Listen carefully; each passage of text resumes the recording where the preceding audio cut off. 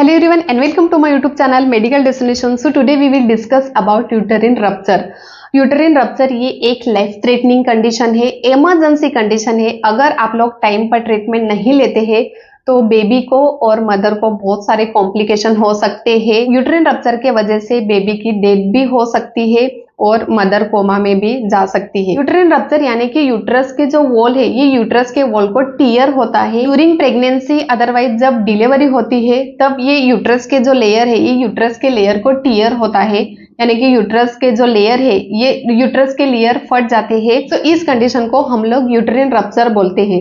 तो आज हम लोग इस वीडियो में ये डिस्कस करने वाले हैं कि यूटरिन रप्चर क्या है, देन इसके टाइप्स कितने हैं, इसके रिस्क फैक्टर्स क्या है, इसके कोजेस क्या है, कोजेस यानी कि कारण क्या है, इसके सिम्टम्स क्या है, सिम्टम्स यानी कि लक्षण क्या है, डॉक्टर क्या डायग्नोसिस एडवाइस करते हैं, क्या ट्रीटमेंट एडवाइस करते हैं, अगर यूटरिन रप्चर है तो डॉक्टर कैसे मैनेज करते हैं, इसकी पूरी जानकारी आज मैं इस वीडियो में देने वाली हूँ। ये वीडियो एंड तक जरूर देखना, मोस्ट इंपोर्टेंट टॉपिक है, क्योंकि जो प्रेग्नेंट मदर है, ये प्रेग्नेंट मदर को ड्यूरिंग प्रेगनेंसी बहुत सारे कॉम्प्लिकेशंस आते हैं और अगर यूटरिन रप्चर रहेगा तो भी वो प्रेग्नेंट मदर को पता नहीं रहता है कि मुझे यूटरिन रप्चर है क्या नहीं। सो ये मोस्ट इंपोर्टेंट टॉपिक है। सो ये वीडियो एंड तक जरूर देखना। यूटरिन रप्चर यानी कि हमारा जो यूट्रस है, ये यूट्रस मस्कुलर ऑर्गन है, मसल से बना हुआ है। यूट्रस का जो फर्स्ट लेयर है, ये फर्स्ट लेयर को पेरीमेट्रियम बोलते हैं, जो मिडल लेयर है सो मिडल लेयर को मायोमेट्रियम बोलते हैं, और जो इनर लेयर है, ये इनर लेयर को हम लोग एंडोमेट्रियम बोलते हैं।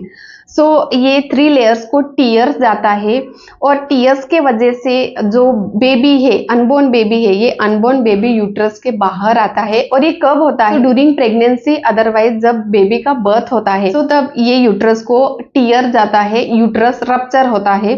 सो इस कंडीशन को हम लोग यूटरिन रप्चर बोलते हैं। यूटरिन रप्चर का मेन कारण तो यही है कि अगर जो फर्स्ट डिलीवरी है, ये फर्स्ट डिलीवरी सिजेरियन डिलीवरी होती है, देन सेकेंड टाइम अगर डॉक्टर्स नॉर्मल डिलीवरी के लिए ट्राई करते हैं, यानी कि वजाइनल डिलीवरी के लिए ट्राई करते हैं, तब जो पहले का स्कार है, ये स्कार को टीयर होता है और ये एक लाइफ थ्रेटनिंग कंडीशन होती है।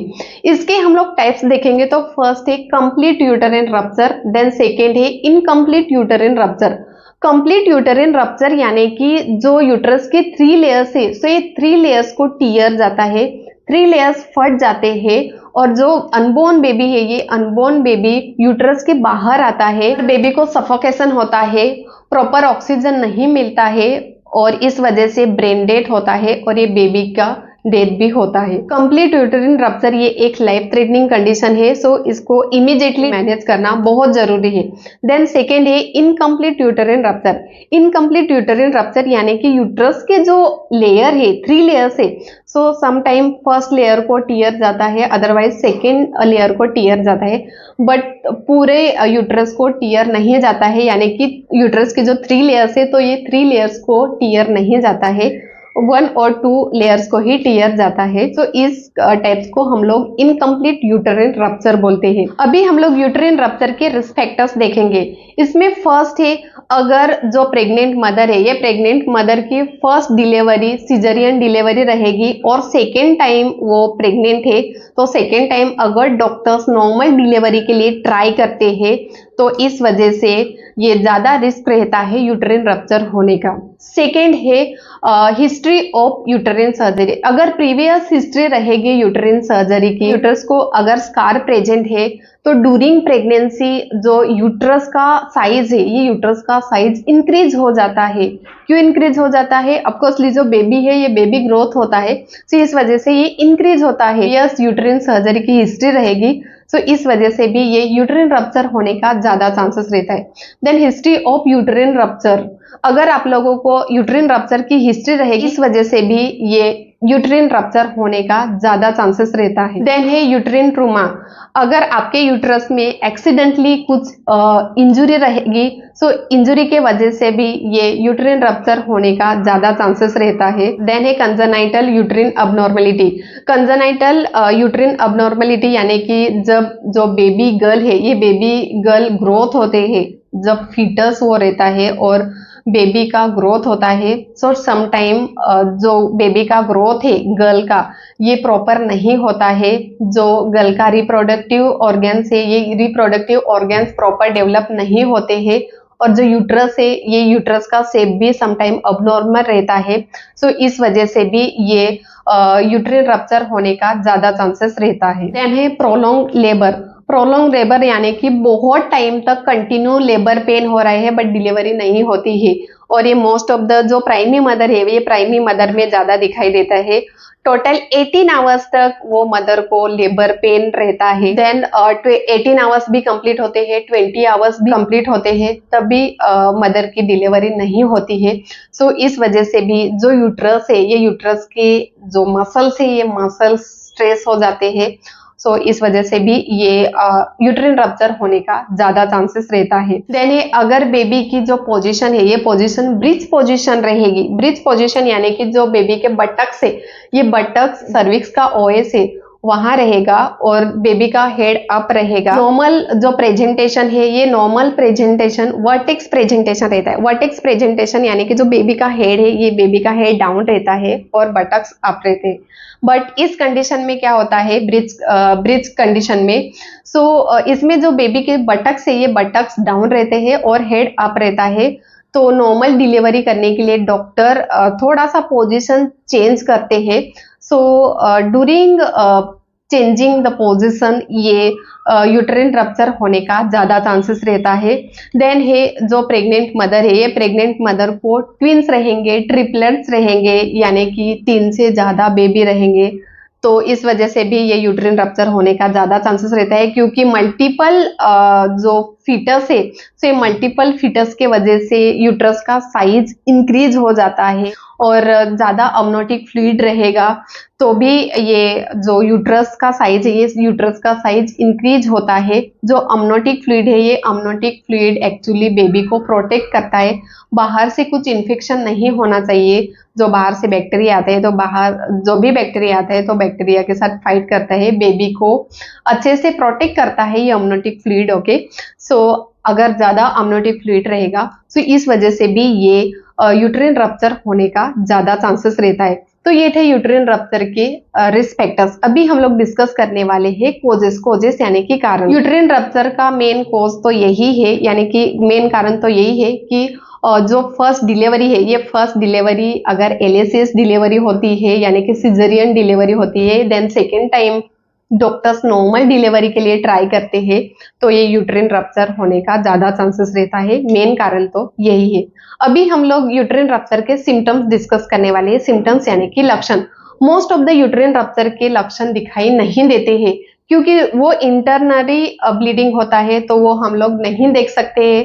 नॉर्मली कट होता है बाहर से, तो हम लोग देख सकते हैं, ओ माय गॉड कट हुआ करके और ब्लड आ रहा है, तो वी कैन सी।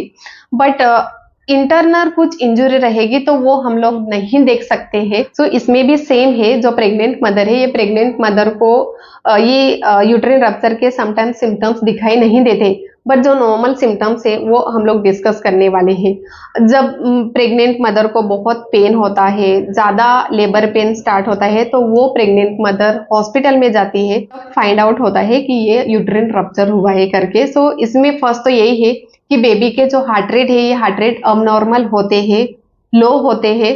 देन जो प्रेग्नेंट मदर है, ये प्रेग्नेंट मदर का बीपी भी लो रहता है। हेवी ब्लीडिंग के वजह से मदर कोमा में जा सकती है, शॉक में जा सकती है।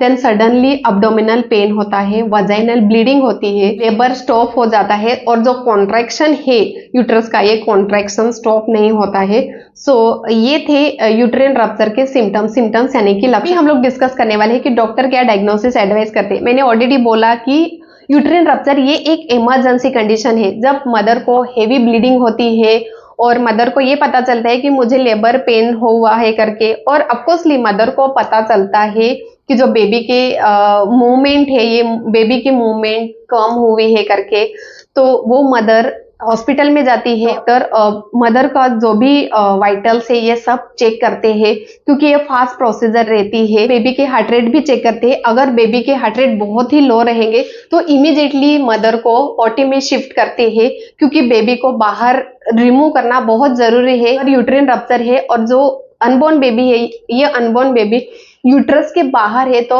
उसको सफोकेशन होता है, प्रॉपर ऑक्सीजन नहीं मिल पाता है, और अगर ब्रेन को ऑक्सीजन नहीं मिलेगा तो इमीडिएटली वो बेबी की डेथ होती है और मदर भी कोमा में सकती है हेवी ब्लीडिंग के वजह से। सो ये एक लाइफ थ्रेटनिंग कंडीशन है।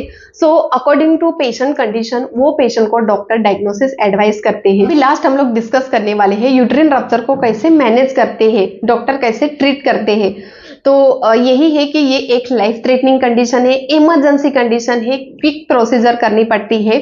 सो डॉक्टर वो मदर को ओटी में शिफ्ट करते हैं और बेबी को रिमूव करते हैं, यानी कि बेबी को बाहर निकालते हैं। देन मदर के जो यूट्रस है ये यूट्रस को रिपेयर करते हैं। अगर यूट्रस की कंडीशन बहुत ही खराब रहेगी तो वो यूट्रस रिमूव करना पड़ता है, पूरा रिमूव करते हैं डॉक्टर।